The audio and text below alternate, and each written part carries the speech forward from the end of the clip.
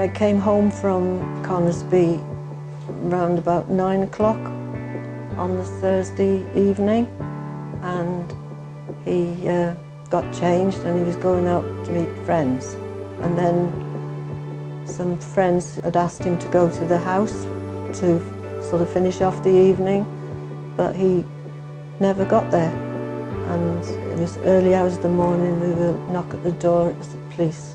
And they said that he'd been in an accident, but they weren't sure what had happened to him.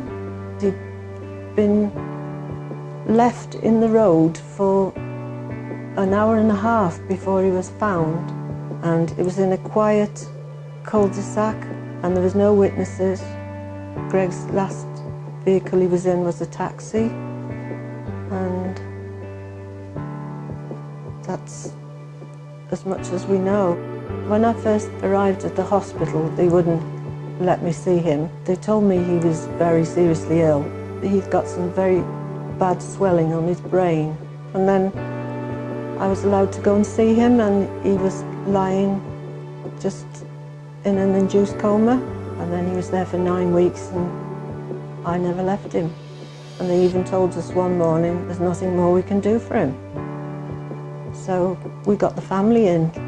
They wanted us to sign that he wouldn't be revived, but I knew he was a determined person, and they said it's not fair for a 23-year-old to be in a bed in a home for the rest of his life.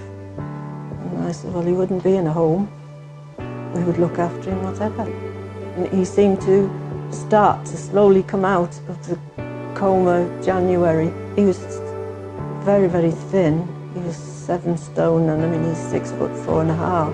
He had a stroke while he was in the coma, so his right side is very weak, no peripheral vision. His speech is only automatic speech. He's dyspraxic, which makes him very clumsy. He breaks things, and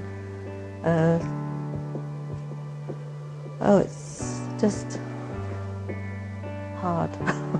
He was on a stroke ward with elderly people for 7 months. A lot of them had given up, but he was determined. He wanted to go into the gym with the physio. Even though he couldn't walk, they had to hoist him in there. And he progressed from that, got stronger. So when he came out of hospital, the RAF Benevolent Fund gave him money for subscriptions for his sport. He did swimming, he did athletics, and he played cricket. He plays for Wales, and we're very grateful that he had the chance to do that. And he's gone from strength to strength. And they provided a bungalow because our house was 3 stories high, and it was completely not good for somebody who was disabled. So he manages very well, and I think he's happy. And we wouldn't be where we are without their help. We're very grateful.